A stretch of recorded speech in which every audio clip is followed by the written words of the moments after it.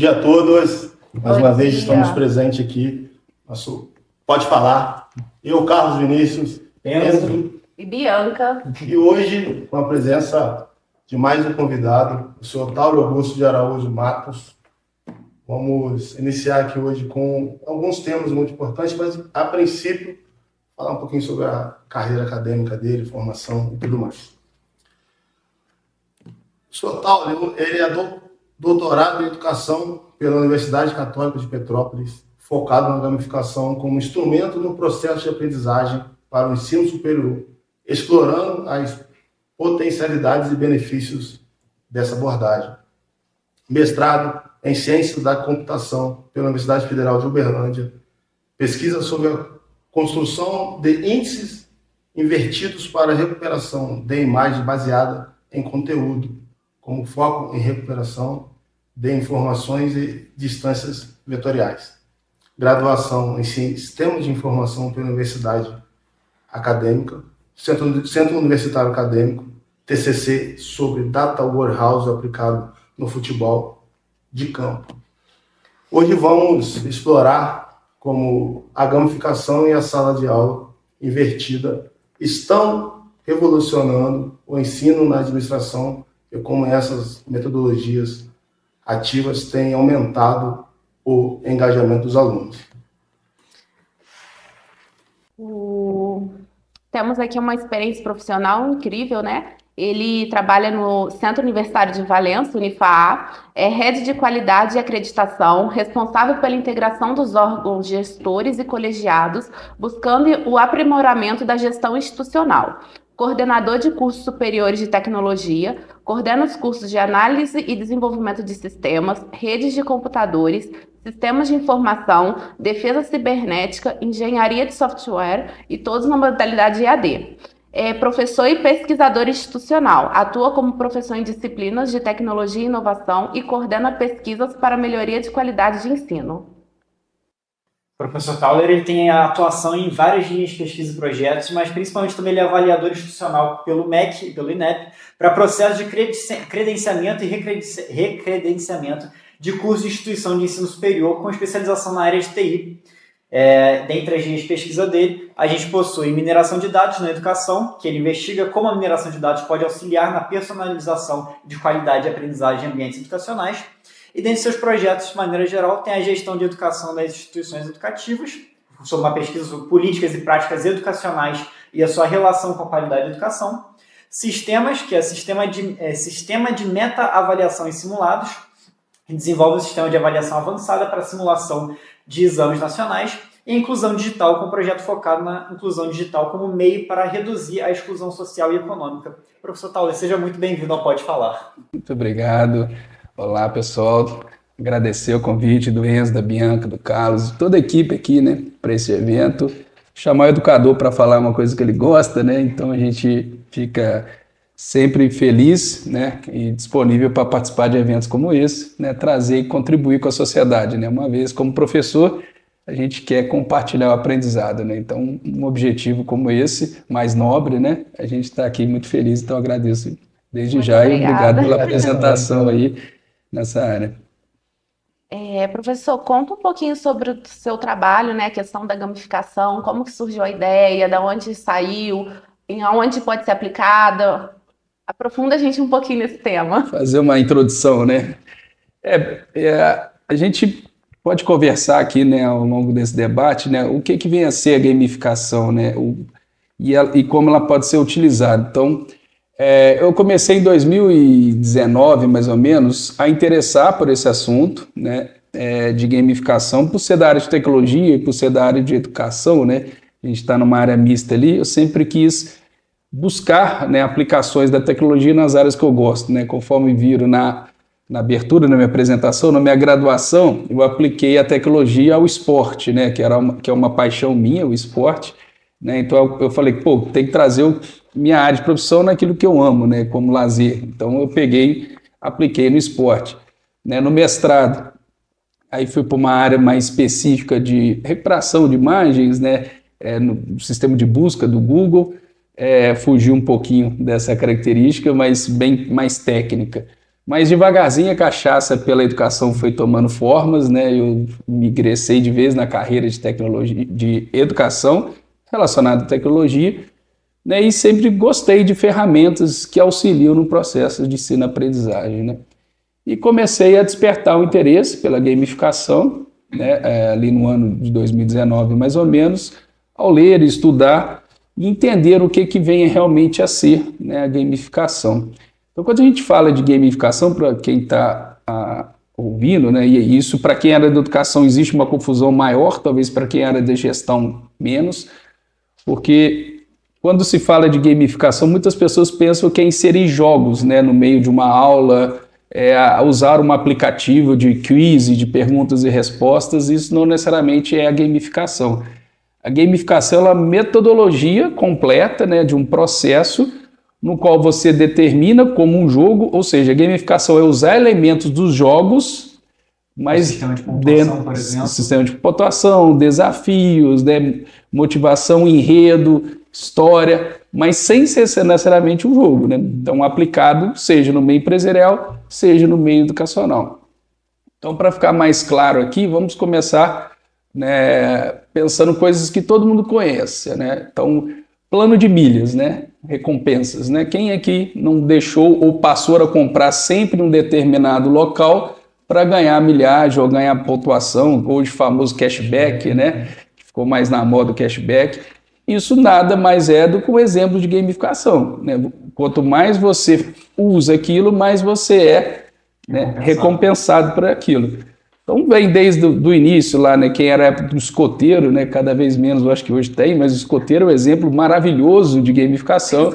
As medalhinhas, você foi? Aí, você ganhou suas medalhinhas, Bianca. Então você aprendia uma atividade, você ganhava o que a gente fala na gamificação badge, né, as medalhinhas, que é uma outra forma de premiar, né? Você vai ganhando essas medalhas de acordo com as suas competências e habilidades desenvolvidas. Isso vai motivando.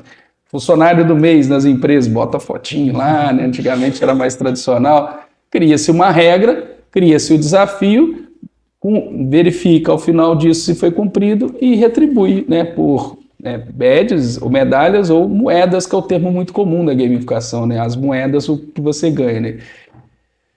Então, todo esse modelo, né, todo esse processo baseado nessa regra, gera-se uma metodologia, né? Um jogo com as suas fases, que você pode aumentando o desafio, as pessoas vão sendo retribuídas, e ao final de algum determinado período, você escolhe o que você quer fazer com aquelas moedas ou com aqueles pontos. Quer trocar troco de um produto, trocar troco de uma promoção, né, o que a empresa determinar na regra. E na escola, né, no colégio, pode trocar ponto, né, de uma atividade que você deveria fazer, não deixar fazer, ou atribuir a pontos, né? Troca as moedas por ponto. No ensino superior tem muita famosa atividade complementar, né? Então trocar as moedas pelas atividades complementares. Então, as regras, elas são criadas, isso é claro, dentro do processo de gamificação, tem que estar criada no início, né? Então todo mundo vai jogar, tem que conhecer a regra clara ali no início e desenvolve todo esse processo. Então, a partir desse contexto, né, de entender que é gamificação, eu comecei a falar, e existe um negócio que é os tipos de gerações, né? A geração X, Y, Z, etc. E aí eu comecei a ver um estudo, o que atrai essas gerações, né? Então a geração X é a galera de 65 a 80, eu estou ali no fim da geração X, que ela tem um perfil mais antigo, mais tradicional, que era fora da tecnologia, mas ainda para hoje já se adapta a um ensino híbrido, né? Fazendo um pouco presencial, um pouco remoto. Aí você vai vir na geração Y, né? Com a geração da galera de 81 para frente até mais ou menos 95. Essa galera já começou a ter os primeiros contatos. E ela, tecnicamente, é uma geração que esse estudo prova que a gamificação ela é muito boa para esse tipo de perfil de pessoas.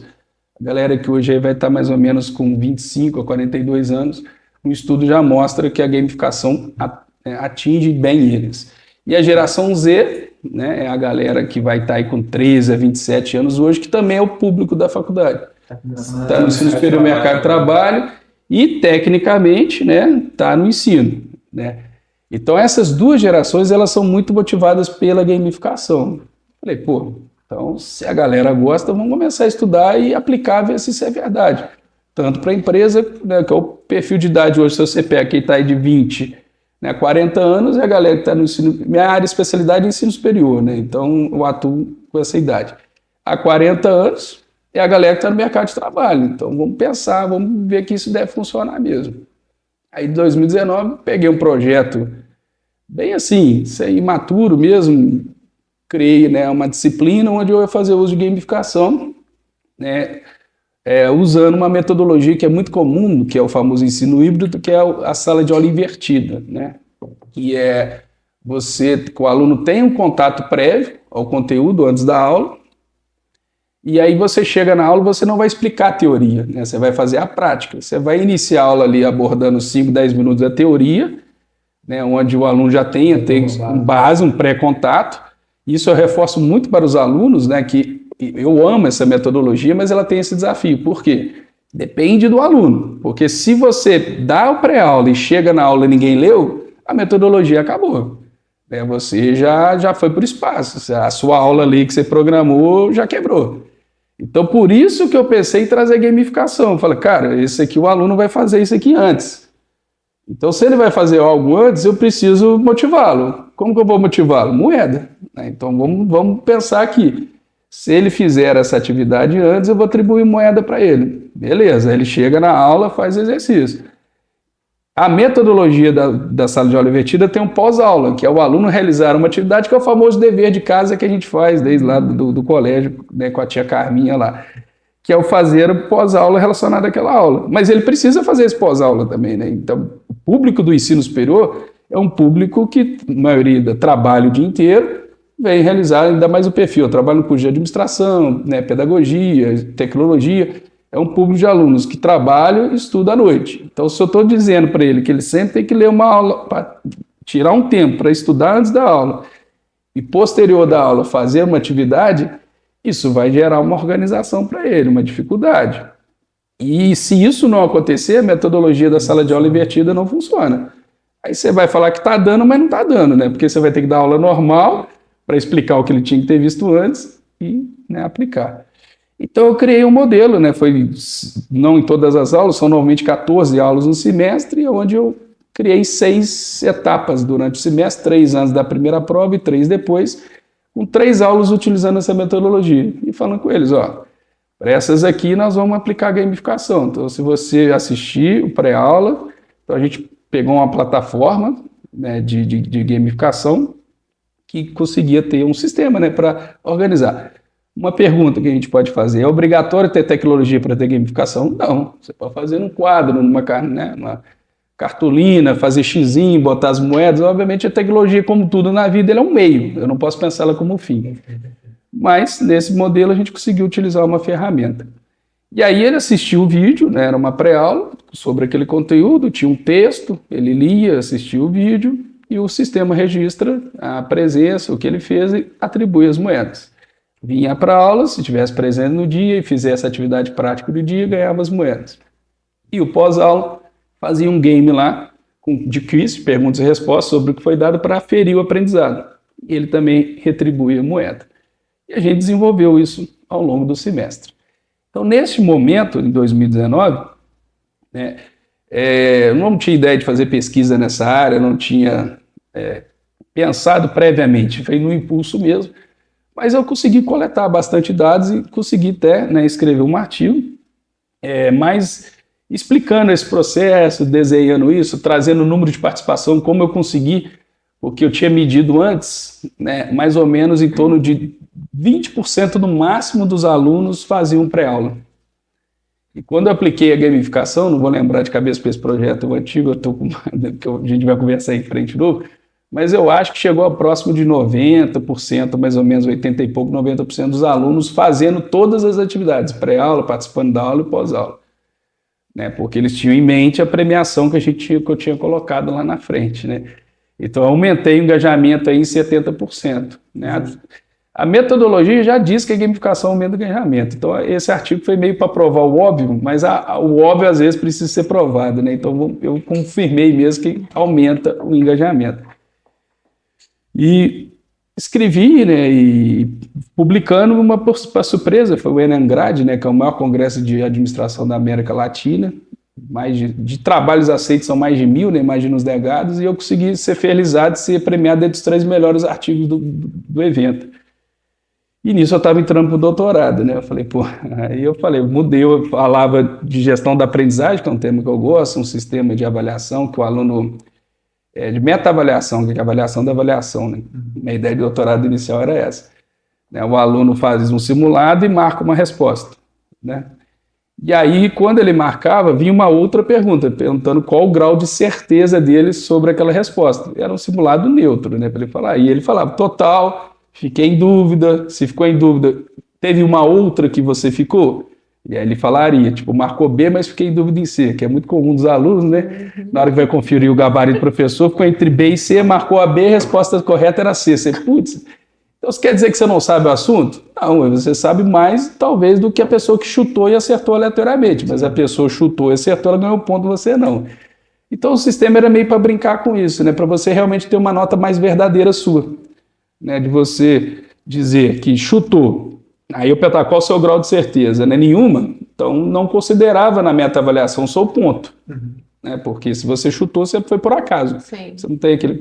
Que é o que o TRI e o Enem faz, é meio isso também. Né? Se você acerta uma questão de nível difícil e erra o fácil, do mesma competência, ele não considera, porque ele vai considerar que aqui foi sorte. Aí teria 2 sistemas de avaliação aí. Aí esse tanto era... por ele ter realmente acertado o ponto, quanto ele ter certeza do que ele fez. Porque o que vai gerar, né? A gente brincava assim, ó, a nota verdadeira é o que você tirou, e tem a nota da meta-avaliação, que aí vai ver realmente quanto você tirou. Para o aluno tentar ser fiel, a nota é o clássico, se você acertou no chute, está valendo. Mas quando você vai para a meta-avaliação, a nota normalmente vai ser maior que a nota bruta. Porque quando você fala que ficou entre a B e C, eu te dou 0,5, entendeu? Entendi. Na meta-avaliação você quase chegou lá. Tinha uns pesos, né, que eu atribuía de acordo com o que você marcava. Então o aluno percebia que no fim a meta-avaliação no fundo poderia ficar até melhor para ele. Aí, mas né, a nota seria essa ideia desse estudo e realmente pesar esses pesos, porque na época, se eu lembro aqui, empiricamente era se ele acertou um ponto, se ele ficou entre duas. Não, aí se ele tem isso, eu lembrei. Se ele certeza, obviamente certeza, e acertou um ponto, certeza, mas ele não está com confiança total, 0,75. Se ele ficou entre dúvida em duas e marcou uma ou outra, né, é 0,5. Aí o 0,5 se ele acertou, tipo, ele ficou entre a B e C, mas ele acertou que a B, ele ganhava meio. Se fosse a C, ele ganhava 0,25. E se ele acertou no chute, era 0, né, porque aí foi chute. Então, a minha tese de doutorado era para tentar realmente transformar esses números que eu fiz empírico, tentar criar uma fórmula matemática para gerar um indicador confiável de quanto que a pessoa realmente acertou. Eu entrei com esse projeto. Mas nisso saiu, né, a questão da gamificação. Falei, pô, vou mudar de área, graças a Deus. O orientador Jardelino, agradeço ele aqui, que meu orientador animou a trocar, porque foi para uma área que realmente, né, ele também não era a área dele, de gamificação no início, né, e deu todo, né, o entusiasmo e a motivação para eu seguir, que ele me orientaria nessa área, né, uma mudança. E dali eu comecei, né, realmente a estudar e aí planejar, né, um modelo mesmo de gamificação no processo de ensino-aprendizagem. E nisso a gente vem desenvolvendo vários projetos, né, aqui dentro do Unifar, né, um aplicado, né, à minha tese, né, que eu estudei a fundo, e outro aplicado a um projeto ENAD, que a gente já vem desde 2019, 18, agora vai fugindo a cabeça, que a gente vem aplicando nas turmas do ENAD um projeto, né, de gamificação, né, para os alunos realizarem, né, as atividades tudo extracurricular para realizar a prova do ENAD. Então, quando a gente fala assim, eu sempre penso, e em resumo aqui, né, a gamificação é interessante em fazer tudo aquilo que é extra. Porque o que é obrigatório a pessoa vai fazer. Né? Então, um ponto-chave que a gente pode fazer aqui é esse. Se eu dizer para ele, eu vou te dar ponto para você fazer a prova, você já vai fazer a prova. Né? Eu vou te dar ponto para você fazer um trabalho que vale ponto, você já vai fazer esse trabalho, porque ele vale ponto. Você já tem a motivação extrínseca, né? Que é a obrigação. Né? Então, a gente tem que buscar na motivação intrínseca, aquela que você pô, acharia legal, mas se me retribuir, ficarei mais feliz, né? Então é meio assim, né? Todo mundo, a gente foi criado assim, o que que eu ganho se eu fizer isso? Né? Então a gamificação ela vem para isso, se você ganhar ou fizer isso, você vai ganhar X. E o que que eu posso fazer com isso? E aí vai estar na regra do jogo o que ele pode fazer. Isso pode ser num projeto longo, uma aula gamificada. Você pode criar uma gamificação numa aula ou durante o semestre. Aí depende da sua regra, do seu jogo, do que você quer fazer. Então tem vários exemplos que podem ser aplicados.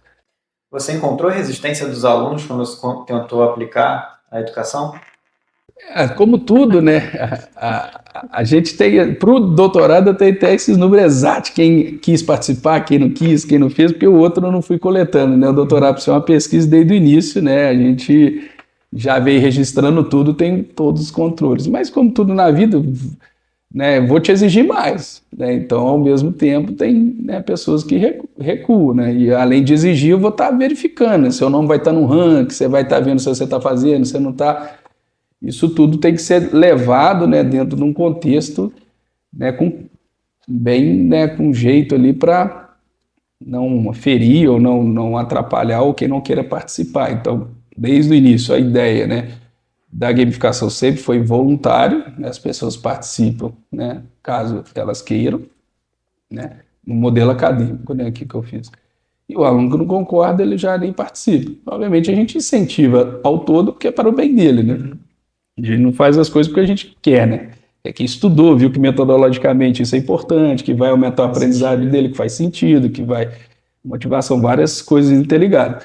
Então a gente faz todo o contexto, toda a motivação, para que isso aconteça, né, sem realmente gerar esse atrito. Então, tem gente que começa, vai fazendo, né, mas vai dificultando, vai parando. Mas, como um todo, como eu disse, né, a gente consegue aí 85% mais ou menos de participação em todas as atividades, né? Que é algo muito bom, sendo que eu repito, né, estou fazendo coisas que não necessariamente ele é obrigado a fazer. Porque se ele for fazer, eu vou conseguir 100%, né? Então, Sim. nossa, aí o cara tem uns doidos que não faz trabalho, né? Mas 99% eu vou conseguir. Mas a gente consegue aí 85% de engajamento e algo que necessariamente ele precisa fazer. Então o foco é nisso, né, de trazer gamificação para os elementos não obrigatórios. E quando a gente fala de metodologia ativa, eu dei exemplo de sala de aula invertida, mas são vários outros tipos de metodologia, né, cada vez mais comum, aplicado, que exige do professor, do aluno ser o protagonista, né? E às vezes ele está cansado, ele chega, né, do trabalho, ele vai na sala, o professor coloca ele para ser o centro da aula, ele se sente, né, mais recuado, fala, pô, às vezes ele acha que a aula expositiva dialogada é melhor, né, que o professor lá ficar falando 3 horas é melhor do que ele atuar, né. Mas aí quando ele começa a enxergar e ver que o aprendizado dele está melhor, quando ele percebe, né, que ele fazendo nada mais do que praticar para aprender, né. Você ouvir, né, você vai esquecer aquilo rapidamente, né. Então quando você pega para fazer que as dúvidas surgem. Então a importância da sala de aula invertida, para mim, a melhor é essa. Porque se você chega aqui, eu estou conversando com vocês aqui, nunca ouviu falar de gamificação, estou ouvindo. Você vai ter uma dúvida, pequena ou duas, mas se eu mandar você aprofundar mais, as dúvidas vão surgir. Mas aí eu já não vou estar mais com você, né? Aí o aluno não tem o professor para acompanhar. Então a sala de aula invertida é bom por isso, que você tem um contato prévio com o conteúdo, você já dá uma escutada, uma estudada sobre aquilo. Então quando o professor chega na sala e começa a fazer um brief inicial, um resumo, e começa a aplicar aquele conceito, o que seja da aula, você vai ver que a dúvida vai surgir na hora. Então a participação das aulas melhora muito, os alunos perguntam muito mais, eles interagem muito mais. Por quê? Porque tem dúvida, você já teve um contato prévio com o assunto. Agora, quando você nunca ouviu aquele negócio, alguém fala, você não consegue ainda associar, né, interligar os conceitos. E quando vai para a prática, que a dúvida surge na hora, né? Então a sala de aula invertida é um dos meios legais por isso. Ela antecipa isso. E aí, no projeto de doutorado, a gente fechar essa parte de pedagógica, depois a gente pode falar um pouquinho de empresa, aplicações em empresas, né? A gente aplicou nas turmas, né, tudo, né, comitê de ética, aprovado tudo direitinho, com um objetivo. A gente já, em 2019, eu falei que eu fiz o artigo para provar o óbvio, né, que a gamificação aumenta a participação dos alunos, né, mas provou isso. Mas agora eu sempre me perguntava, mas será se aumenta a nota do aluno, né? Será se o desempenho desses alunos melhoram também? Ou só a motivação? Porque se for só a motivação já está bom também, né? Hoje todo mundo quer se motivar, né? Então, pior dos casos que só motive, mas a nota continua a mesma coisa, mas pelo menos está mais motivado. O aluno se diz, pô, tô gostando de estudar. Mas eu falei, vamos investigar se aumenta realmente o desempenho do aluno.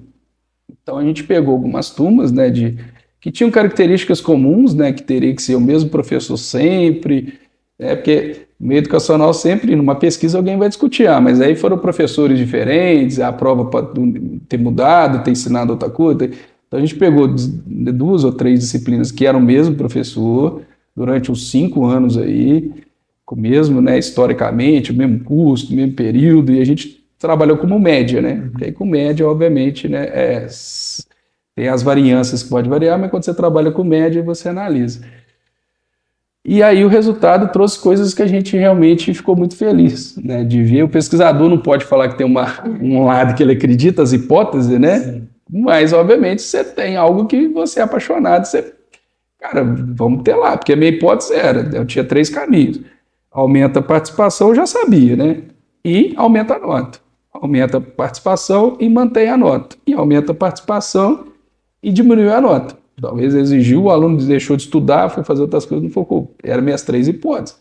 Obviamente, você não pode falar, né?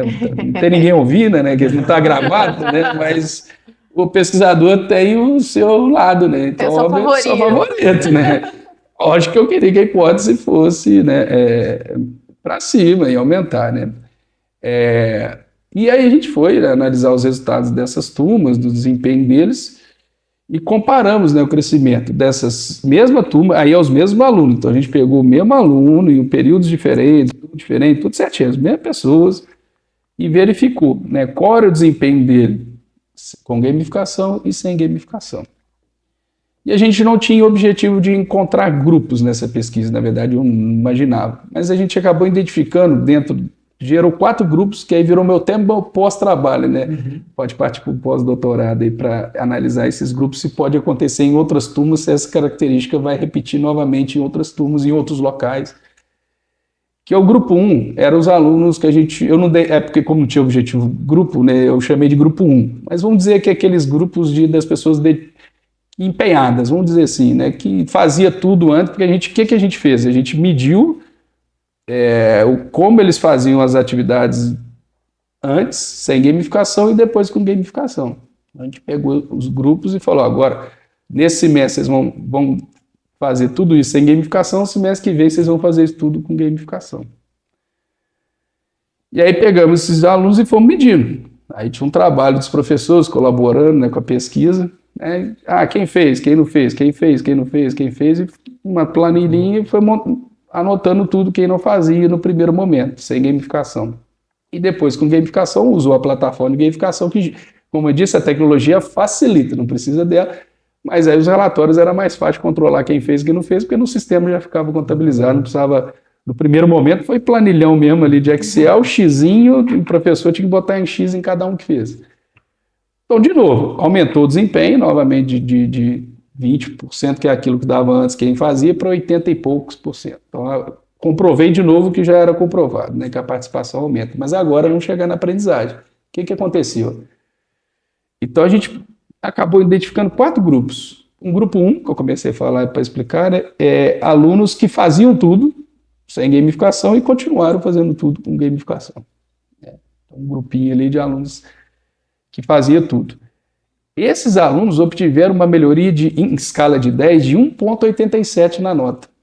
Então, mesmo eles sendo dedicados, a nota deles grande, quase 20% na nota. Sim. De desempenho na nota.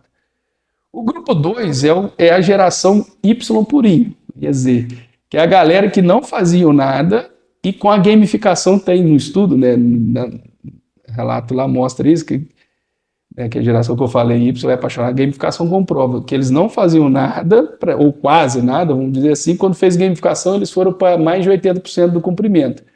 Era a galera que é apaixonada de gamificação, e esses, a gamificação funciona para eles. E aí tem um grupo de alunos grande, né, dentro desse perfil. Esses aumentaram a nota em 1,6. E nessa que você falou que era geração Y e Z, você conseguiu qualificar que realmente era geração Y e Z? Você tinha esse... Sim, tem um dado, né? A gente tem os dados da alunos, gera a média, né? A média é 22 anos de idade. Legal. Thiago Enzo e isso. A média de idade da turma era das turmas 22. Bacana, e isso realmente você conseguiu ali identificar as gerações e o que funcionava de fato. Acaba que, no geral, os 4 grupos, eles são X e Y. Né? Tem uma mistura, mas é um grupo mesmo, mais de 22, né? Sim. Então, assim, essa casou perfeitamente. Então, eles não faziam e passaram a fazer por causa da gamificação. E esses aumentaram a nota 1,6. Você vê que também teve um desempenho muito bom. Tem um grupo 3, que é a galera do quando deu, quando não deu, não deu. Mas houve aumento nas atividades. Todas a gamificação aumentou. Né? Se ele fazia 0, ele passou a fazer 10. Se ele fazia 10, passou a fazer 30. Mas alguma coisa aumentou. Esse é o grupo 3. Uhum. O grupo 1 fez tudo. O grupo 2 fazia nada e passou a fazer tudo. O grupo 3, que é agora que eu vou explicar, fazia alguma coisinha sem, passou a fazer mais, não muito, em torno de 50%, mas a gamificação aumentou o engajamento. Mas não tanto quanto os demais. Mas mesmo esse grupo teve um aumento de 1,45 na nota. Então ele passou a fazer mais. Uhum. E teve o grupo 4, né, que é aqueles alunos que você perguntou que não concordaram e não participaram. Né? Não tem tempo, não quero, porque ainda mais quando a gente vai fazer, não sei se quem está ouvindo aqui já participou de uma pesquisa de doutorado, que tem esse caráter, né, de ser aprovado com o Conselho de Ética. Para você participar, você assina um termo de consentimento, aprovação, que vem um monte explicando tudo, um monte de regra, 4 folhas, tem que pôr RG, CPF, assusta, né? Tem uns alunos que falam, meu Deus do céu, você cobaia, não sei o quê, ele fica assustado com isso. Então tem alunos, não sei se foi por isso ou por não querer, né? Teve um grupo de alunos que não participaram. E esse grupo poderia ser usado como grupo controle? Como você chama de grupo? Por exemplo, aqueles que não participaram da metodologia, então seria a base para analisar se deu certo ou se não deu. Pode, eu posso usar ali outro, porque, por exemplo, o que vai acontecer com eles? Se eles não participarem, por isso que eu estou falando, a gamificação em si, ela não é causadora do aumento dessas notas sozinha, é todo o processo. Lembre que eu estou usando metodologia ativa, que todo mundo discute hoje na literatura se ela é boa ou não para o aluno. Então é mais um elemento. Como eu estou usando metodologia ativa e gamificação, as notas aumentaram. Esse grupo 4 que não quis participar, tecnicamente eu não consegui controlar eles porque eles não autorizaram, mas a gamificação com certeza eles não fizeram e a primeira etapa não fizeram. Comparativo. Eles, a nota deles decaíram, 0,26.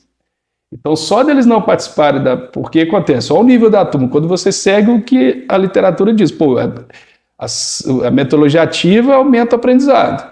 A gamificação me incentiva a estudar mais e fazer mais. Então, eu estou estudando mais. Os outros grupos relatou isso. Estou estudando mais, aumentou. Porque, muito provavelmente, é o mesmo professor, não mudou em nada. Só que o aprendizado foi. O grupo que não quis, né, ele provavelmente não participava da aula do mesmo engajamento que os outros, porque ele não tinha feito antes. Com isso, o aprendizado não foi o mesmo, o resultado dele foi inferior. Então, quando bateu isso, né, o olho do pesquisador brilha de felicidade, cara, porque você estuda aquilo, você fala, pô, olha isso, cara, é muito lindo. Você eu fico emocionado mesmo, porque a gente gosta de ver. E mostrar para o aluno, né, cara, a gente não está fazendo isso do nada, né, existe um monte de estudo e agora eu estou comprovando, os outros disseram, agora eu também estou trazendo para ver e ver que é verdade. Então, a média geral dessa turma ela aumentou em 1,16. 10% aí, né, um pouquinho mais de 10% da nota. Só pelo modelo, isso a turma como um todo. Né? Então, isso, né, traz uma melhoria do aprendizado, mas, obviamente, ela vai trazer dificuldades. Né? Por exemplo, isso eu botei numa disciplina. Se todo professor faz isso também, né, obviamente, o aluno vai precisar de mais engajamento, né? Então você tem que saber a hora certa de dosar, porque o que fala no estudo, e como a gamificação pode ser, no início ela tende a começar muito alto, com o tempo vai caindo, isso também comprovei no estudo. Né? À medida das atividades, o engajamento ele vai caindo, então você tem que inventar novas regras, e aí por que as companhias, a gente pode agora ir do gancho para a empresa, Por que as companhias vivem, ou empresas, mudando as regras, né, de milhas, de cashback? É por isso, porque começa a galera lá em cima, vê que começa a cair o uso, que não está dando certo, eles pensam no novo modelo para trazer alguém de novo, para trazer a galera de volta, porque a gamificação ela tem esse caminho de enjoamento, natural do ser humano, né? Acostumou, no início vai todo empolgado e vai cair. Então você tem que inovar. Professor, vou dar umas perguntas aqui que eu cheguei a anotar. O tempo o senhor também bebeu uma água, né? Já falou. Além de ser professor para falar, professor fala. Né? Que foi uma última pauta que ele falou.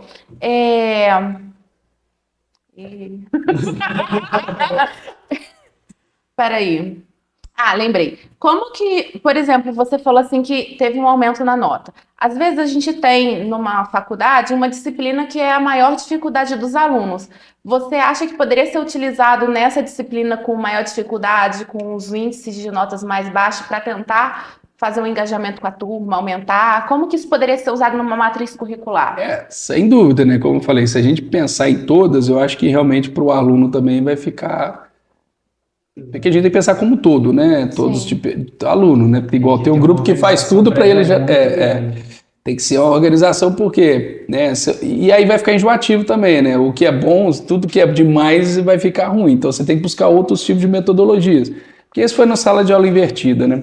Aqui a gente replicou nesse modelo do doutorado, segundo exemplo, eu usei a mesma metodologia de sala de aula invertida, mas como eu disse, tem outras metodologias, né? Que podem ser utilizadas e incorporadas à gamificação. Mas é um caminho, né? A gente vem estudando a como incorporar isso. Obviamente o professor, né, precisa entender, passar por esse treinamento, mas é um caminho para pensar, né? Ou nessas disciplinas, né, que tem altos índices de reprovação, ou em disciplinas que demandam talvez mais práticas, depende de atividades mais extracurriculares, né? Então tem que estudar os dois caminhos, o que é melhor, qual vai ser, porque o que é interessante na minha visão, pelo estudo que eu já tenho, a gamificação tem que usar onde é extra, né? Porque o que é obrigatório ele vai fazer, então aonde isso encaixa é melhor, se é nessa disciplina que está mais dificuldades de maior índice de repetição, de reprovação, ou numa outra que tem uma característica que vai exigir, hoje, por exemplo, a gente tem, por regulamento do MEC, a obrigação de 10% da carga horária de extensão, que são aquelas atividades que o aluno, apesar de ser obrigatório, tem que ir na comunidade, desenvolver um trabalho que demanda algo, muito esforço grande do aluno. Também pensar nessas estratégias. Essa é meio obrigatória, ele vai ter que fazer, mas para talvez motivar, para realmente compartilhar. Então, são estratégias que a gente, né, pode pensar em utilizar, né, para isso. Outra estratégia, né, que você perguntou, fora de disciplina, é pensar num passaporte, né, do calouro, do ingressante, de atividades que ele tem que fazer ao longo do curso, para ele ganhando medalhinhas e badges, né, um carimbo, um passaporte mesmo certificado, e no final você tem, conforme o regulamento, o aluno nota 10, né? Então aquele que conseguiu participar de um projeto de iniciação científica, que fez um projeto de iniciação, de inovação, que fez um projeto de extensão, né, que obteve, aí você vai criando regras, né, participou disso, participou daquilo, e ele vai ganhando vários carimbos. Isso é um exemplo legal também, que pode ser pensado, a gente, né, pode estar estudando, de aplicar, né, entrou na faculdade, ele ganha um passaporte, e ele vai carimbando esses passaportes de acordo de ações que ele faça para ser o modelo que a gente pensa de um aluno nota 10, né, é outro estudo que pode ser incorporado e acrescido. Incentiva, né? Quero minhas moedinhas. O que eu vou trocar lá na frente, né? Professor, então, o senhor falou um pouquinho sobre a sala invertida, me fez lembrar da minha pós na UF, que era justamente muito próxima ao que o senhor está dizendo. Eu lembro que a metodologia de ensino lá, eu recebi o material antes, eu era obrigado a estudar antes, para no momento da sala de aula, ter uma breve conversa com o professor sobre o tema, e a gente focava muito no estudo de caso. Como era pós, o tema a gente já tinha visto na faculdade e tudo mais, e pensando, trazendo isso para a nossa realidade de faculdade, realmente, eu acredito, não para todas as matérias. Tem matéria que realmente você tem que ter um foco maior, o professor tem que estar bem mais próximo, mas trazendo a sala invertida para a faculdade, ou para as salas de aula, independente dos cursos, assim, é realmente uma inovação e dessa aplicação do dia a dia. E falando da gamificação, Já existe um trabalho aí de gamificação 2.0, através dessa interlocução entre um aluno e o professor, já se tem talvez não uma nova metodologia, um novo mecanismo, mas só que já conseguiu extrair informações a ponto de melhorias para essa aplicação de gamificação. Obviamente que a gente precisa de todos os professores, tem que estar enganjados também, não só o aluno, o professor tal, da matéria tal, ele tem que entender aquilo como o senhor está dizendo, e ele fala assim, olha, a gente consegue melhorar talvez nesse aspecto. Isso é difícil para cada curso, é um universo, né, de uma universidade, né, grande, e aí você precisa medir o que a gente está falando, né, em que momento vai ser melhor, para qual disciplina, para qual tipo de atividade, né.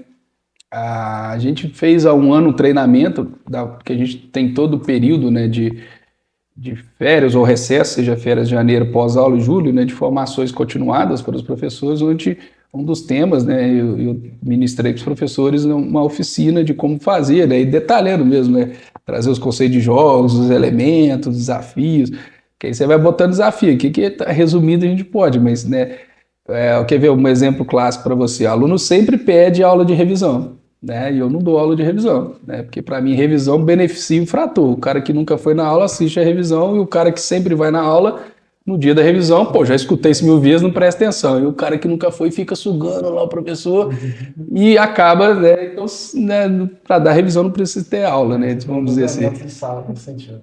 Então assim, aí eu dou o desafio, tá, revisão eu não dou, eu dou aula de dúvidas, né, então, antes da prova estude, sala de aula invertida, né, venha com as dúvidas que eu tiro todas as dúvidas que você quer. Mas aí eu brinquei, eu falei, eles sempre pedem aula de revisão. Aí eu gravei uma aula de revisão. E aí um dos desafios era, se você atingir X moedas, você troca pela aula de revisão. Entendeu? Aí eu trouxe esse desafio. Aí o cara falou, opa. Aí eu falei, tá lá, vocês sabem que eu não dou. Tá lá a aula de revisão. Quer assistir? Na época, tipo, sei lá, tinha 100 moedas até a disputa, se ele atingisse mais de 80, ele desabilitava a aula de revisão. Vou ser bem sincero com o senhor, existe o mercado negro. Não, aí obviamente o cara vai gravar e vai passar para o outro, mas aí, né, pela plataforma ele não existe, né, mas infelizmente o aluno vai querer ajudar o colega, não, falei, R$10, vamos lá em casa. Aí vira até um negócio, né, mas são esses desafios, né, que a gamificação você pode criar, né, você só vai passar, porque aí você pode criando fases, né? E isso vai motivando o cara, não, pô, mas gera disputa. Não, sim. Mas quando gera disputa é impressionante, porque o cara vai querer estar na frente, né? Então, obviamente, no ranking final tem uma premiação para os melhores, né? Então, se você ajuda o colega, você vai que depois ele, uma atividade vai melhor que você, te passa ainda, você, pedi porque eu ajudei o cara e ainda fiquei em segundo. Aí, cara, a gamificação gera uma disputa. Que aí eu acho que é o fundamental para chegar até no assunto de empresa e não cortando, que é difícil na gamificação, porque você tem para manter esse engajamento sempre, você tem que pensar em duas coisas. Eu preciso motivar a pessoa sozinha e eu preciso motivar a turma, ou o grupo, vamos dizer que empresa. Porque não adianta se um só cumpriu as atividades e o resto não é meu objetivo. O objetivo é que todos façam. Então, quando a gente pensa em premiações, você tem que pensar em premiações individuais ou coletivas. Porque se o cara não começou a primeira etapa, ele já perdeu, ele desiste. Eu não sei se você tem individual, ele vai ver, eu não vou conseguir mais chegar nos primeiros lugares para ganhar o prêmio. Então, parei, ele abandona. Não tem sentido, né? Então, você tem que ter o incentivo coletivo. Então, exemplo, para o ENAD, o que a gente incentiva os alunos? Obviamente tem um ranking individual para fazer os simulados, mas no final, e principalmente para os cursos noturnos, que eles têm bastante dificuldade de ter fundo de formatura, de organizar, né, a gente faz uma aula da saudade com coquetel, com as fotos de beca, onde eles ganham essas fotos, né, e fazem um evento muito legal de aula da saudade de encerramento ali, como se fosse a sua formatura. Então, se a turma bater a meta de adesão ao projeto, a turma toda leva esse prêmio. Esse prêmio é só para o NEAD. Só para ENAD. Só para as turmas enadistas, né, que a cada 3 anos, cada curso, né, o ciclo. Vamos reavaliar isso. É extracurricular, mas eles falam a quantidade de trabalho que eles têm que vir um monte de vezes fazer simulado, prova, é puxado, tem que vir no domingo fazer a prova, verdade. Então, vai brincar por isso, porque é tudo extracurricular, a gente faz tudo fora do horário de aula, faz todas as atividades, tem revisional, tem prova, tem um monte de coisa, tudo seguindo a metodologia, então vamos retribuir. Por que a gente faz isso? Porque a gente quer esse comprometimento, né? Um engajamento, porque a gente sabe que a gente ensina, né? Durante os anos de cursos, a gente confia muito no nosso modelo, no nosso ensino, e o resultado vem apresentando isso. Então, o revisional mas você estudou durante 6, 5, 4 anos, depende do curso, né? Você vai fazer uma prova e te cobra conteúdo de 6, 5 anos atrás. Provavelmente você vai esquecer. Então, o objetivo é só trazer essas lembranças, esses elementos para que o aluno esteja mais preparado ali, seja para o ENAD ou quem vai fazer concurso público, quando forma, também está preparado para um concurso. Então, isso ajuda como um todo. E vem trazendo esses resultados extremamente positivos, né? Sempre o Unifar aqui do Estado, a gente, né, destaca-se como melhor curso, sem, como diz outro, sem asterisco, sem nada, entre privadas e públicas, né? E nacionalmente sempre aparece um curso entre os 10 primeiros do Brasil também. Então, novamente, não é a gamificação, né?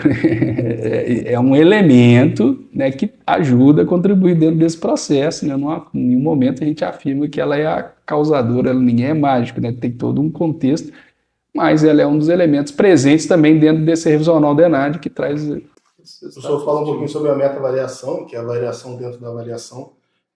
Isso implica muito na qualidade da avaliação aplicada, né? Porque, eu não sei, posso estar talvez confundindo, mas uma das questões que a gente pode medir são as questões que são anuladas ou tiveram algum tipo de problema. Isso diminui a qualidade, teoricamente, da avaliação. E, obviamente, como o senhor já também tem o retorno do aluno, quando o senhor faz aquela avaliação, dando a avaliação, a resposta A, a resposta B e tudo mais, o senhor consegue medir também, de certa forma, se a avaliação ela está atingindo o aluno.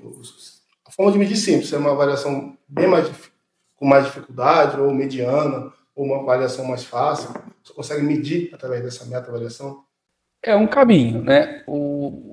A questão de medir se uma questão é média ou fácil ou difícil, como um todo, assim. Ela parte do princípio que, assim, vamos explicar o processo como um todo, e até como está o momento do Enem aí também pode interrelacionar. Por que o Enem consegue dizer que uma questão é fácil, média ou difícil?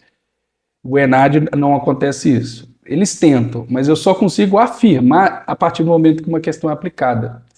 Então o professor ele elabora a questão pensando, estou fazendo uma questão fácil, média ou difícil, pela experiência dele, pela vivência, pelo que ele imagina, mas afirmar que é fácil, médio ou difícil eu só consigo quando ela é aplicada.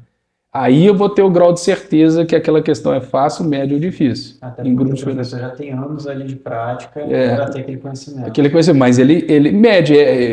Às vezes eu jogo uma prova, esse semestre mesmo, que eu achei que o desempenho ia ser maior e foi abaixo. Uhum. Então, assim, será que eu empolguei demais ou a turma que realmente não estudou tanto, você precisa entender, né? Então, a questão eu faço pensando, né? Tipo, eu vou fazer uma prova, coloco lá 3 fáceis, 3 médias e 2 difíceis, por exemplo. Faço uma distribuição na hora que eu monto, imagino isso. E aí, quando vai acontecer, talvez a que eu achei difícil, os alunos foram bem, e as que foram médias, ficou média, fácil, é raro. Eu falei, então não é fácil, é média. Então você vai calibrando, por isso que chama calibragem da questão. Então o ENAD acontece muito isso. O ENAD eu também elaboro para o governo as questões para a prova do ENAD, a gente recebe a demanda e vem fácil, médio ou difícil. Vai na minha experiência, só que o ENAD ele não calibra. Então quando aplica para o aluno que você vai descobrir se aquela média... Obviamente passa por revisão, né? As provas passam por uma banca que julga, concordo que... Acontece, eu digo que é médio, um revisor coloca, eu achei fácil, aí tem que ajustar. Eu coloco difícil, cara, então, mesmo com revisão, isso é feito. Então, é uma questão para ser fácil, ela tem que ter, né, mais de 70%, 75% de acerto, é uma questão fácil, né, de 74 a 26 é média e 26 para baixo é difícil. Mas existem 2 coisas, né? Acima de 90 e abaixo de 10 ela também é descartada, se quiser comparar, né? Ela não é uma questão boa, porque ela não tem fator discriminante. Porque ou todo mundo acerta ou todo mundo erra. Então ela também não é boa. Então essas questões do Enem não vai cair. Quando eles aplicam em vários... Por isso que às vezes o pessoal fala, vazou questão do Enem. Não, todas as questões do Enem alguém já fez. Caiu numa prova, numa prefeitura, numa cidade, numa avaliação interna. Eles precisam calibrar. Então, realmente já caiu em algum lugar, né? E aí eles aplicam e faz esse estudo. Então, se mais de 90% acertou ou menos de 10% errou, essas questões elas são ignoradas, nem vai para o Enem.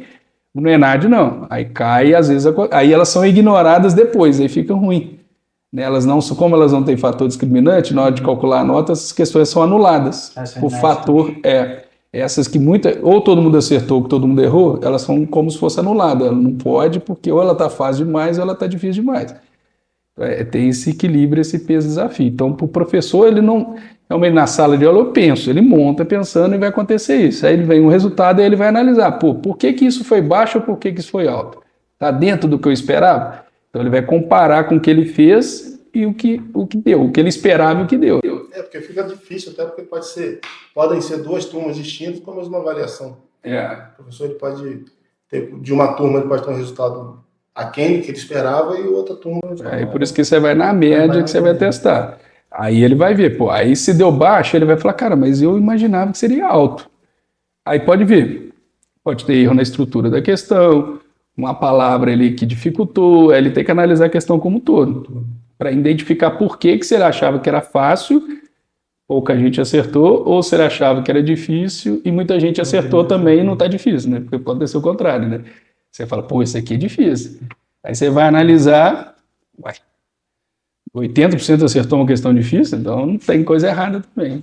Mas esse calibre realmente só vai acontecer com a aplicação. Uma forma geral, o professor consegue ali dizer, estabelecer, mas afirmar é impossível, né? É realmente só aplicando para saber. Aí com a meta-avaliação, mais o elemento que ele vai trazer, né? Porque ele vai trazer a opinião do aluno, eu achei com total certeza, não, fiquei em dúvida, eu chutei, aí ele vai aliar, trazer esses elementos com o que ele já vê, fica mais... A visão fica muito melhor para ele. Em relação à gamificação na área empresarial, como que a gente pode estar conversando sobre isso? A metodologia segue a mesma, né, que a gente vai ter a regra do início ao fim, estabelecidos com prazos, só que hoje toda empresa, né, isso está cada vez mais comum, criação de metas, né, onde os funcionários têm que cumprir metas, seus desafios, que é uma obrigação dele, né, ele tem uma... varejista, meta para vendedor. Para tudo, vendedor, hoje para a empresa qualquer coisa, né, também não... O vendedor é mais clássico, esse elemento de vendedor vem bem antes meta, né, mas hoje para cada setor a pessoa tem, se ela tem, vamos dizer simples, né, organizar 1000 documentos, ela tem uma meta que ela tem que organizar 1000 documentos, ela tem que... despachar 30 processos, então está tudo muito metrificado. A entrega via produção. Produção, E aí a gamificação pode entrar muito para isso, né? Porque é o papel dele, é fazer, mas né, tudo vira rotina, isso pode ficar mais estressante, né? Então a gamificação ela pode para trazer o lúdico, né? Para brincar, porque sempre a gente vai falando assim, o lúdico é muito interessante, né? A gente tem aqueles negócios da internet hoje, né, que viraliza, né? Que é, por exemplo, né, na matemática, muita gente odeia matemática, né? E aí eu fico vendo como que é legal, como viraliza as coisas, que coloca lá, né, uma pizza, mais um hambúrguer, mais uma batata frita é 30, né? Aí pizza mais pizza mais pizza é igual 15, né? E aí ninguém descobre esse desafio, aí vem um elemento do game, ninguém resolve esse desafio, né? E ninguém consegue resolver, aí compartilha. Isso é que a gente estuda lá com a tia Carmina, né? X mais X mais X é igual Y mais Y, mas se eu colocasse isso, era zero engajamento. O lúdico ele faz isso, né? Mas a gente estuda sempre a vida lá, X mais X mais X. X e é só substituir, mas agora usa hambúrguer, aí tem uma batata frita cortada no meio, aí vem as pegadinhas, né? Que aí significa que é metade do valor ali, então mas o pessoal fica louco fazendo aquilo, é muito legal. É o lúdico, né? Então a gamificação na empresa, ela pode trazer esse elemento, que a cobrança por metas, ela é estressante, né? Ela gera desafios, então a gamificação, ela vem para incorporar e tentar trazer esse lúdico para dar uma relaxada e a pessoa conseguir, né, ver que está tendo retribuições, né, baseado no cumprimento das metas dela. Então, a partir do momento que ele vai cumprindo as metas, vai estabelecendo tudo, ele pode ganhando medalhas, né, moedas, que podem ser trocadas por coisas de prêmios, né? Nem sempre a gamificação precisa ser prêmio, você pode trazer reconhecimento, às vezes é mais que prêmio, né? As famosas medalhas, elas são muito importantes para isso. Né? Porque dinheiro, nem sempre, quando todo mundo fala, dinheiro não é felicidade, não traz motivação, realmente isso tem um certo perigo, né? Porque aí vai entrar na questão da gamificação. Que se hoje você não ganha nada, né? Você passa a ganhar R$1.000, você vai ficar muito feliz com aqueles R$1.000, você não ganhava nada, está ganhando 1.000. Mas deu 2 meses, 3 meses, você já acostumou com aquilo ali. Então você fala, não estou feliz mais, 1.000 não está dando. Aí você arruma um emprego de 2.000. Aí você, melhorou. Aí você fica mais aí uns 6 meses, agora com 2.000, 6 meses feliz. Aí você ganha depois um emprego de 5.000. Agora é o que eu queria. Né? Aí você fica um ano feliz. Aí melhora mais um ano e meio. Aí já não vai estar feliz. Aí essa história vai. Aí chega um momento, talvez você já está no ápice. E aí que você vê, né? Porque não traz felicidade. Então aí vem a questão do reconhecimento, né? Muitas pessoas querem o reconhecimento. Então as medalhas, elas vêm para isso, né? Para trazer esses elementos que coloca a pessoa ali, né, no status. O dinheiro ele vai cansar sempre, ele vai ter, mas mas o dinheiro não tá. Aí você, né, chega nessa história aí. Então a gamificação ela pode vir muito para isso, e criar bloqueios, fases, brincadeiras dentro da empresa, igual eu falei, desafios, né? Permitir, né, algumas coisas que talvez não seriam possíveis ali na empresa, né? Cada empresa vai pensar na sua regra de folga, né, de um café da manhã coletivo, né, um happy hour, né, da galera. Quem mais gamificou acaba recebendo uma viagem. Viagem, aí você vai para. Então você tem esse dinheiro, viagens, prêmios, um dia de rei. Aí a empresa faz sua política, né, de treinamento. Esse mês passado, minha disciplina no curso de administração foi de gamificação.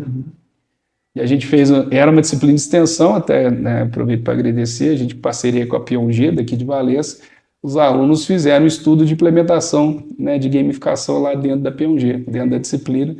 Foi um processo bem legal, né, os alunos desenharam, criaram as regras e apresentaram para a empresa, né, o que eles achariam que era ideal. E aí, obviamente, a empresa foi ouvindo, né, e vai partir da criação dela o que ela achou legal, porque cada grupo pensa numa coisa, pensa no modelo, né. E aí a gamificação é isso, é trazer esses desafios, né, essas barreiras para o funcionário conseguiu bater a meta, quebra uma barreira aqui. O que é quebrar esse desafio? O que eu posso fazer? Algo que você nem imaginava, né? Não somente dinheiro, né? Você trazer por troca de coisas simples, né? De que o funcionário pode ficar feliz ou fazer alguma coisa assim. Então, isso também traz o aumento e traz o engajamento. Ele vai ter porque ele já está com a meta, senão ele vai ser mandado embora, mas traz a motivação, né, intrínseca, aquela para deixar ele feliz, né, que eu acho que é o mais importante, né, que a extrínseca com meta ele vai ter, né. Você com o corte de uma parte. Aí vai devagarzinho, aí ele vai acompanhando, porque um dos elementos da gamificação é o feedback imediato, né, que está muito alta na gestão, né, que você mantém um feedback imediato. Esse aluno não vai faltar não, pode ir. Aí já vai fazer com um sorriso no rosto. Já vai fazer com sorriso, cara, vamos lá, porque nós vamos ganhar. E aí, mesma coisa da empresa, tem que pensar coletivamente, né, em prêmios coletivos. Porque, de novo, aí você tem um risco, né, a empresa tem um negócio diferente, né, porque aí se você bota o funcionário em disputa, isso pode gerar conflito dentro da empresa. Aí é perigoso. Então, assim, as metas coletivas, elas são mais para a empresa mais viáveis do que as metas individuais. Grupos, né? Setores, talvez. Estrategicamente, o que eu mais gosto de aplicar, estudar, é metas coletivas para a empresa. As individuais, elas vão gerar muitas disputas. Alguns setores, elas são necessárias. Venda, por exemplo, ela talvez... Então, você tem que analisar. Alguns setores, a briga é ruim, né? A produção.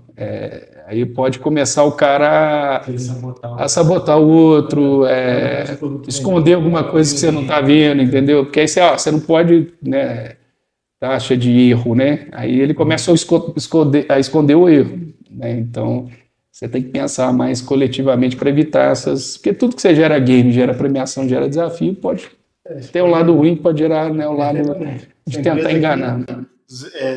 200 dias sem acidente. Aí, por causa de uma disputa, dia 1. Tem que Tudo isso tem que ser avaliado. Isso é verdade. É um projeto assim que você chega colocando, né? Apesar o conceito é, vamos, se ele fez dá ponto, se ele não fez dá, não é bem assim, né? Tem toda uma metodologia, tem que pensar todo esse design e pensar sempre nisso. O que eu faço para motivar a pessoa sozinho e a pessoa em equipe? Porque se eu perco, não adianta, para a empresa é a mesma coisa, não adianta só um funcionário bater meta, o resto não.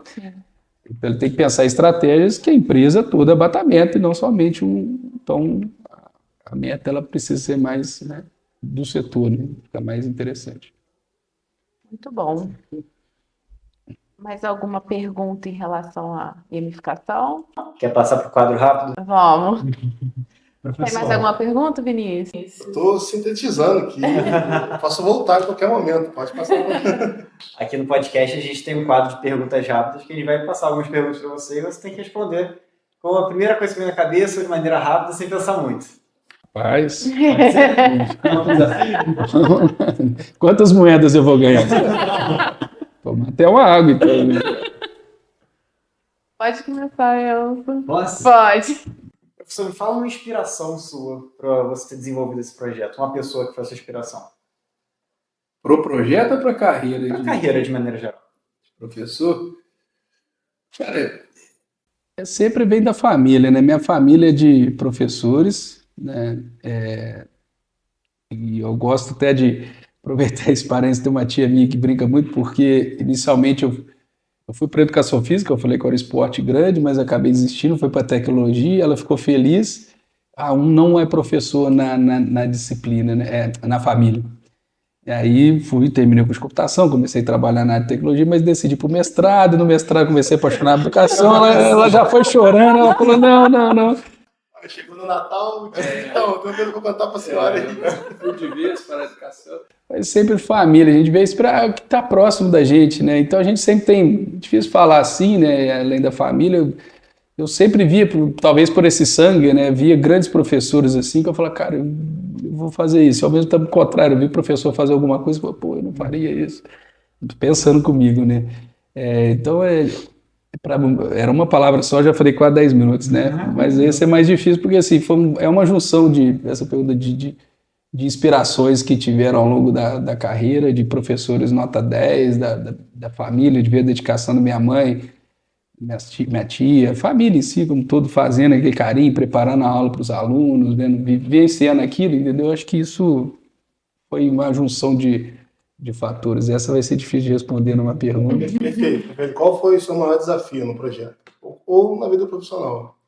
Do projeto, acho que se quiser focar, do projeto acho que é essa questão. Do primeiro, né, é toda aquela questão da experiência, de organizar um modelo, porque vocês viram que a gamificação tem que ser pensada tudo antes, né, um planejamento muito prévio, uma organização, uma disciplina que você tem que ter de trazer isso e fazer as coisas funcionar dentro do prazo, né? Eu tenho que liberar o material nesse dia para o aluno fazer isso, para eu chegar na tal. Então, esse planejamento, o aprendizado no início, ele foi muito desafiador, que é o que eu falo para a empresa também. Acabei no final das últimas falas, né? Se organizar isso não é fácil.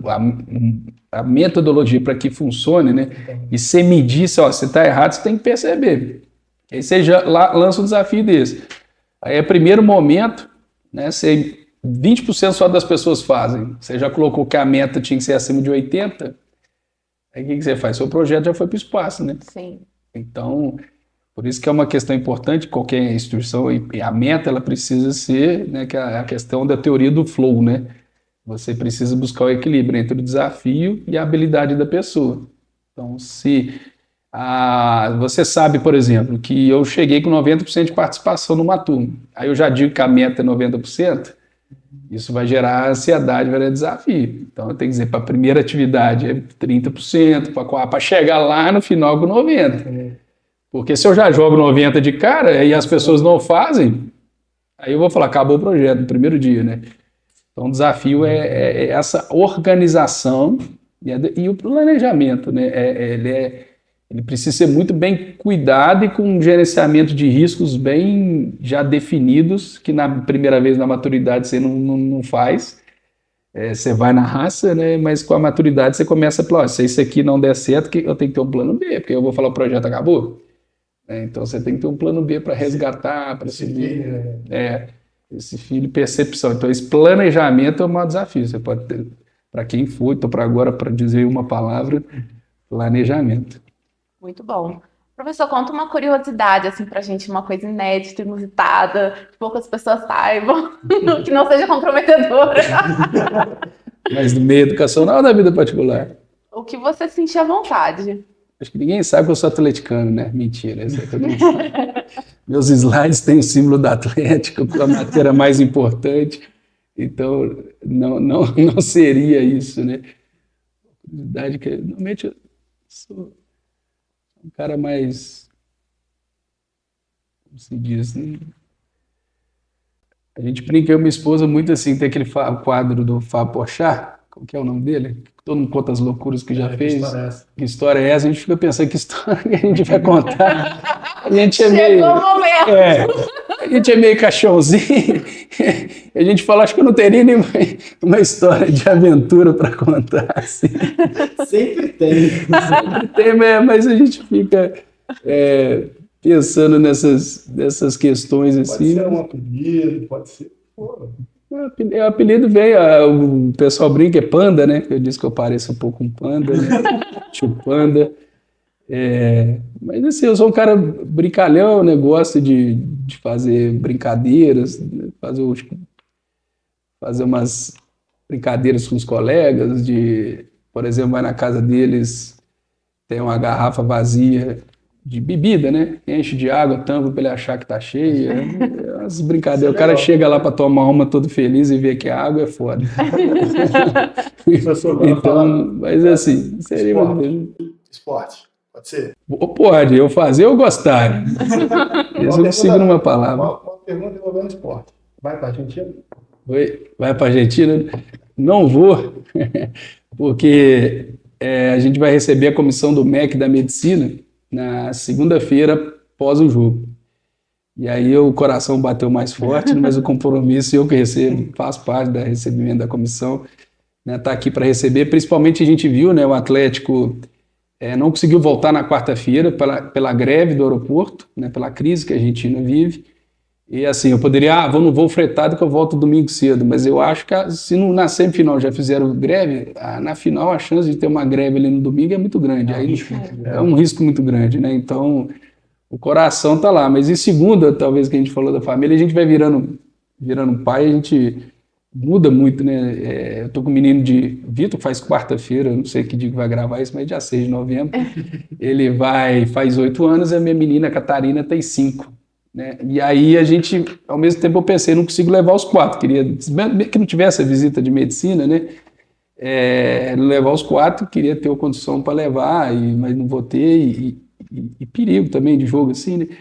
Eu penso, mas aí eu quero encantar eles, a paixão que eu tenho pelo esporte, né? Eu vou estar lá, não vou estar junto com eles veem a vibração, né? O brilho no olhar ali do título, eu quero estar com eles, né? Então, assim, tem as duas balanças também que ficaria difícil, que eu imagino.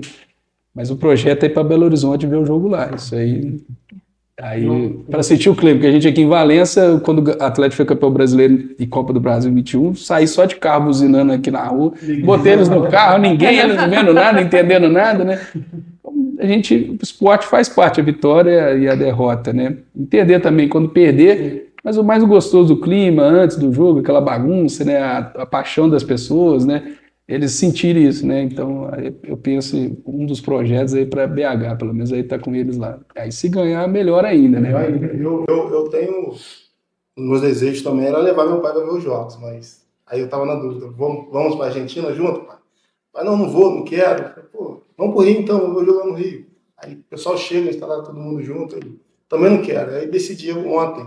É um churrasco, assistir o jogo, e se realmente ganhar algo do tipo, andar com o carro ali buzinando. Tem uns 15 vizinhos ali, amigos ali, que eu quero passar na casa de cada um. Aí você toca a campainha, né? Não só buzinar, não. Campainha, fogo no telhado. Pela sua descrição, você é botafoguense, né? Eu vou torcer para você não dar essa volta, tudo bem? Os vizinhos deles ficam felizes, que eu espero que isso não aconteça. Gostei muito do senhor, professor. Só tem algum hábito ou ritual que você faz todos os dias? Tenho.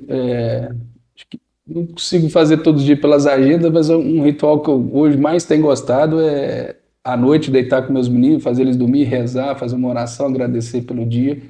O dia que eu posso é uma coisa que me faz muito bem, assim, na hora Renova de. até pro dia seguinte, né? Renova.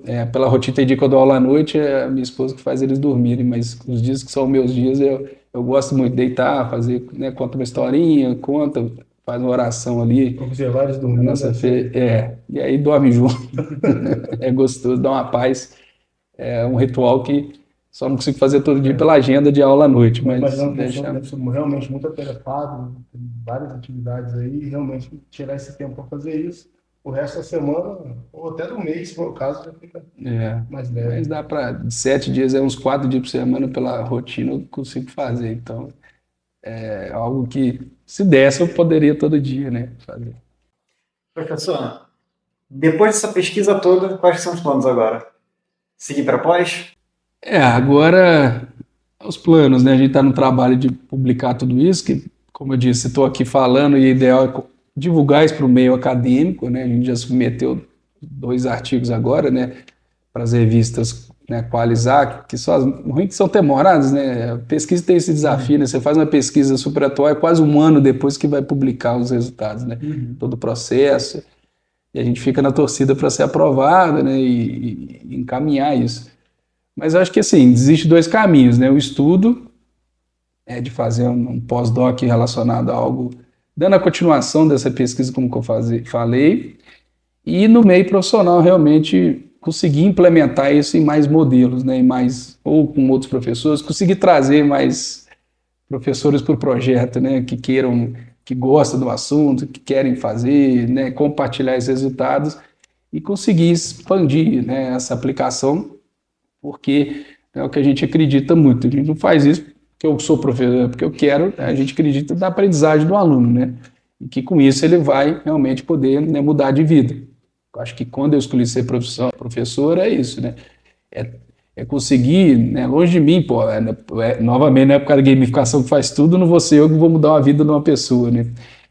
Mas fazer parte, né, de um projeto de que é muito gostoso, né? Você vê um aluno quando manda, pô, aquilo que você ensinou pra gente, fui fazer uma seleção, passei por causa disso, ou muito obrigado pela indicação do estágio, pelo emprego, né? Isso traz a gratificação, né, da profissão, né, do professor, esse atuando, é o famoso reconhecimento que a gente falou, né? Que não é só o dinheiro, né? É o reconhecimento, né, quando o aluno percebe e fala, pô, né, vou voltar e agradecer o professor, acho que isso que é o mais gostoso. Mas a pergunta agora até deu uma viajada. Não, respondeu. Perfeito. Seriam os próximos Para planos, né, que é aplicar para tudo, né? Tá difícil numa palavra só, mas tá bom. É legal. E, professor, qual, assim, a gente podia perguntar aqui sobre a introdução da inteligência artificial, como você falou sobre o novo projeto, mas uma coisa bem mais simples, com uma palavra só. Qual o seu maior sonho?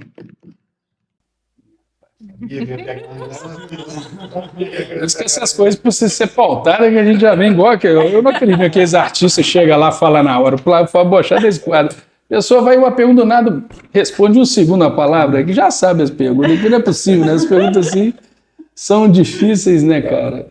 Elas são difíceis. Não, mas numa palavra? Não, pode responder. A ideia era só cutucar mesmo. Meu sonho se for uma palavra, é família. Sim, perfeito. Profissional. Aí no profissional, cara, talvez vai ficar resumindo, mas eu acabei de falar, né? Eu diria o reconhecimento, assim, mas lembrança, talvez. A palavra Legado, né? legado. Legado pode ser, traduzindo assim, deixar um legado, uma lembrança que eu consegui fazer o bem, que seja para uma pessoa ali e ter essa perspectiva de vida. Eu acho que isso acho que é o mais esperado num legado. Acho que numa palavra seria isso, né? É modéstia demais dizer, quero, né, que todo mundo lembre, mas o legadinho. Então, eu sou bem sincero aqui, vou falar em nome de todos, já falando, tá? mas o fato de só trazer esse tema, conversar com a gente sobre isso, já é uma forma de deixar um legado, porque nós somos os pesquisadores, estudantes e tudo, já deixa aquela formiguinha. Poxa, como é que a gente vai agir? A gente vai reconhecer essa metodologia futuramente com os outros professores, porque isso vai sair do extra-acadêmico, vai entrar, de certa forma, no nosso dia a dia, no nosso cotidiano. Nós temos matérias digitais que realmente a gente analisar é uma forma também da gamificação, por exemplo. Acredito que também ela poderia ser também aplicada em alunos de recuperação, em aqueles alunos que levaram dependência em tal matéria. Se analisar, talvez mudar a metodologia de aplicação de certas matérias, eu acho que consegue recuperar esse aluno de forma mais rápida. Vendo, conversando com o senhor exatamente sobre isso. Vai pegando vários insights. Vai pegando vários insights e vai trazendo talvez para o dia a dia. E é muito legal. Acho que para a gente, pelo menos para mim, já falando o nome da gente aqui, foi muito proveitoso. Tá? Bianca, alguma pergunta? Não, eu só quero agradecer a sua presença. Foi, assim, realmente muito inspirador, né? Acho que a gente pode ver no futuro muitas formas da gente estar usando isso positivamente para melhorar o ensino, melhorar o engajamento, melhorar as metas. Eu acho que o caminho realmente é esse. Não a tecnologia não é o fim, né? Mas é um meio ali que a gente possa estar usando para colaborar, incentivar. Agradeço muito compartilhar, estar aqui hoje com a gente. Eu acredito que você provavelmente devia ter algum outro compromisso, mas você se dispôs a estar aqui. Muito obrigada pela sua presença. Kenzo? Queria também agradecer muito. A gamificação, eu acredito que seja o futuro, tanto na educação também, quanto também no ambiente empresarial, mudar o ambiente de trabalho de maneira geral. E eu queria agradecer muito a sua presença aqui, professor. Muito obrigado a todos mais uma vez pelo convite. E é isso, né? A gente pensar sempre em coisas novas, mudar, né? Trazer elementos. A gamificação, ela traz essa possibilidade, né? De você criar, mudar o cenário de repente, né? Muda a regra, muda o jogo, sai da rotina, né? Sim. Porque a rotina, às vezes, ela é estressante, ela é cansativa, né? Então, a gamificação é um elemento de tentar trazer o lúdico, como a gente falou, né? Para o meio tanto acadêmico como corporativo, né? Para que possa todos conquistarem seus sonhos, né? Conquistar seus objetivos e de uma maneira mais feliz, né? Mais lúdico, mais animada, assim, né? Então, a gente não pode deixar de também dizer para o senhor que o espaço do senhor está sempre aberto aqui. Publicou, quer trazer, pode voltar a hora que o senhor quiser e apresentar aqui para o público. Vai ser sempre muito bem-vindo. Obrigado, estaremos aí. O professor gosta de falar, não convida não, que ele vai ser. A ideia desse projeto é justamente isso, é trazer informações, trazer temas, trazer pesquisas. As pessoas, obviamente, a intenção do podcast é, em qualquer lugar, de qualquer modo, você pode estar sempre tendo contato com bons exemplos, com boas pesquisas, porque talvez do outro lado tem um pesquisador que não sabe como fazer, ou que um tema é interessante para ele, e trazer isso, ou seja, esse tema do senhor é mais um exemplo de que nosso projeto está indo no caminho certo, e a gente vai atingir todos os tipos de pessoas, seja corporativo ou... E fica aqui, né, mais convite, né, que todo mundo que gostou do assunto, gosta, queira saber mais, saber dica de livros, de artigos para começar o estudo na área, né, pode me procurar à vontade, pensar em projetos de inovações, né, para submeter, né, fique à vontade, estou à disposição para ajudar, que é um tema, né, realmente que eu sou apaixonado e enganjado por ele, né, então... Seja você aluno de pedagogia, administração, sistema de informação, direito, contabilidade, o que for, pode vir. Que também é interessante. Tem aplicação para todas as áreas, né? E inovações, né? Inovações. A área que não tiver, a gente pensa numa forma nova. Dá um jeito também, todas têm. Gente, muito obrigada pela presença de vocês e até o próximo. Obrigado, turma. Tchauzinho.